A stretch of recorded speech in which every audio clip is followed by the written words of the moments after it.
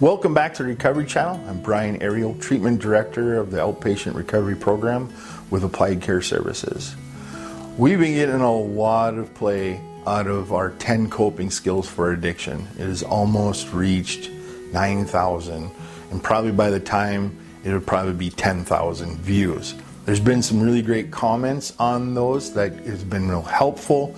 People have been saying it's been helpful. Maybe some of them are disagreeing with some things, but the engagement is there, so I thank you. Please like and comment on the videos that we put out. I want to revisit 10 coping skills and maybe do it a little bit different, or maybe even expand it a little bit. So I've got a list, and we're going to go through this list of things that we can do that are maybe a little bit more broader, not so specific to our coping skills for addiction. The first one is building a supportive network. So surrounding yourself with individuals who support you and understand the challenges that you face. And what does that mean? Where do I find those people? I find that you can find those people at some positive places that you go, whether it be church or whether it be a club or whether it be like an AA meeting, an NA meeting. Anywhere that there's people that are going the direction that you want to go, like you see something in them and you want that, so then you kind of go along with them or you attach yourselves to them. Building that support network for yourself. Number two, developing healthy communication skills. Now, if we don't know how to tell people what we need, we're not going to get it. So understanding and maybe taking a communication course, and I don't mean like go to school for communications, but on YouTube, there's a lot of good content on communication skills. You can go to positivepsychology.com. You can find communication skills. You can find assertive communication, therapist aid. You can find a lot of different things to improve your way of advocating and communicating for your needs. It's really important when we're establishing boundaries too, that we're able to communicate when something is not okay or we're uncomfortable with something. When we look at assertive communication, that's us putting a boundary that says this is not okay for me, and that we might use I statements for those things. So developing those healthy communication skills, being confident in your communication so you can advocate for what you need.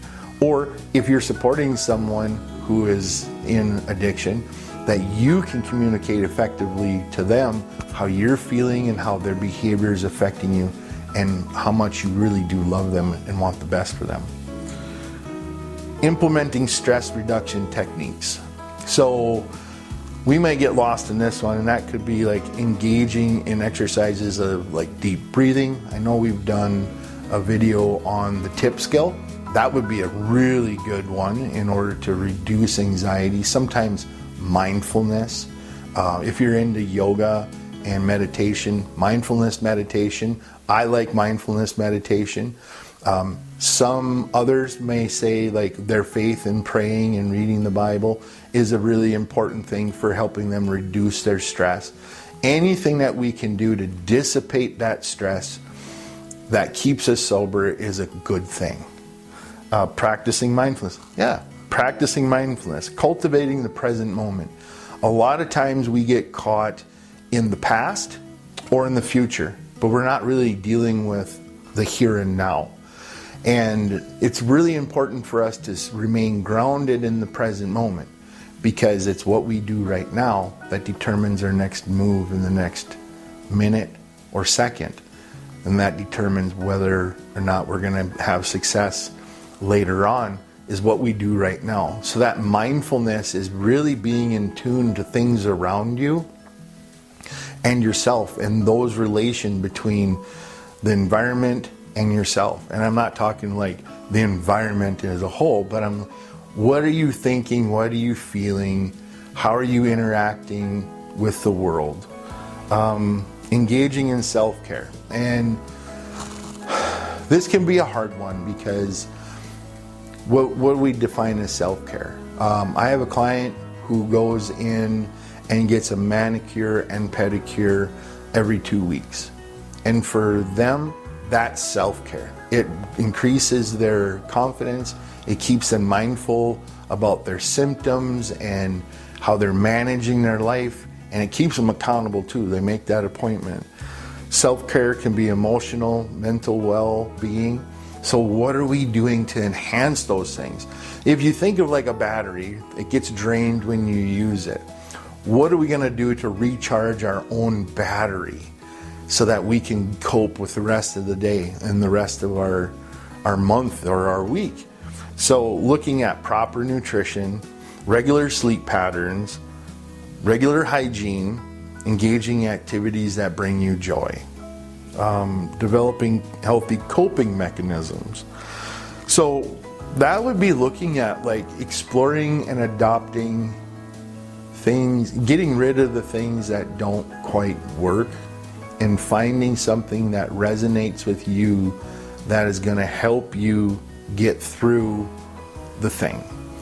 A couple weeks ago, it seemed like a lot of my clients were struggling, and they were like, well, I'm really struggling and this really sucks, but I'm still doing the things I'm supposed to be doing and all this other stuff. And I said, oh, so you're in active coping right now? And they were like, this is what coping is? Yes. Coping is actually getting through the best you can through a difficult situation. You're not going to just fly through it and everything's going to be fine. You're going to enjoy the process. Coping does cause us quite a bit of turmoil and stress. And when we engage our skills in that moment, that's when we're actually coping. It doesn't mean we escape the feelings. It means that we actually feel them and go through them and come out the other side. Setting and maintaining boundaries. So establishing clear boundaries to protect your recovery and your values. So if something is not right for you, and that's why we say developing healthy communication skills or developing good communication skills, you'll be able to set a boundary and say, this is my line in the sand. No, I don't accept this behavior. You might use an I statement. I feel that when this happened, I didn't like it. And what I want you to do, or what I want, is us to not do that anymore, right? That's an example, a poor example of an I statement, but yet nonetheless, whatever you have to do to maintain your boundary. When we look at the boundaries, we have to be mindful and do a risk assessment. So should you be going over to your friend's house that is known as a known alcoholic? And you might say, well, I'm going to test my sobriety. Yeah, no, that's not a good thing, because what you're really doing is you're tempting fate. And so the old adage goes, you hang around a barber shop long enough, you're going to get a haircut. Same applies when you're in your recovery and you're still hanging around the same people you were before. They haven't changed, but yet you've changed. You hang around long enough, relapse is coming for you. You're going to return to use eventually. Building problem-solving skills. Develop an effective problem-solving skill routine. How do we solve a problem? First, you have to identify the problem, then you have to formulate a plan, and then you have to execute the plan. And then after the plan is executed, you reevaluate to see if you reached your goal. If you haven't, then you need to go back and re-identify the problem.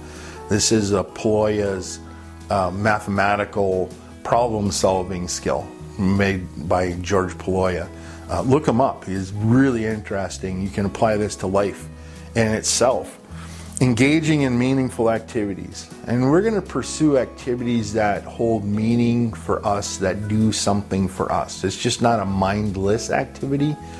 It's an activity that we really enjoy. It might be bird watching. It might be working in your garden. It might be playing video games. It might be hanging out and grilling with other people. It might be whatever it is.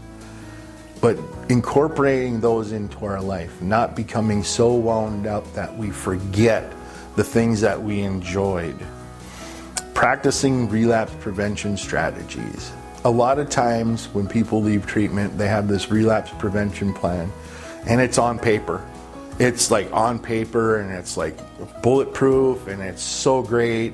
And when you get home, it goes in a folder underneath some stuff and you forget about it. And you're like, okay, this is good, yeah. You're in that treatment honeymoon when you first get out and everything is cool and you're doing everything you should, then things start falling apart. And so when we look at this, developing a relapse prevention plan, and that includes being mindful of your triggers, the warning signs, and what to do. So if we're just kind of mindlessly going about our day, we're not really thinking about our warning signs. So it might be stress, it might be a relationship, it might be a lot of different things. Think about the thing that got you to feel like I need to use drugs or I need to drink in order to feel better.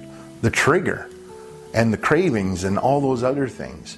You can have cravings up to like several years. I've been in recovery for quite a while, and there's every once in a while I get cravings and I'm triggered, but I rely on my relapse prevention plan and these other coping skills in order to like not do those things. So hopefully this added to the 10 coping skills and gives you a little bit more ideas about maybe a broader sense of some of the things that you can implement into your life to help you on your journey to recovery. So it's not easy. We know this. Don't fool yourself and think that this is going to be a cakewalk. This will be the hardest thing that you ever do in your life.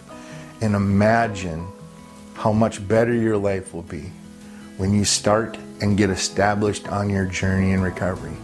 There is no end point. It's a daily journey. It's a daily walk.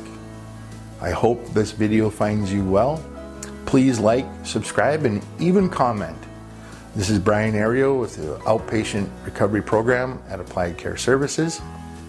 Have a good one.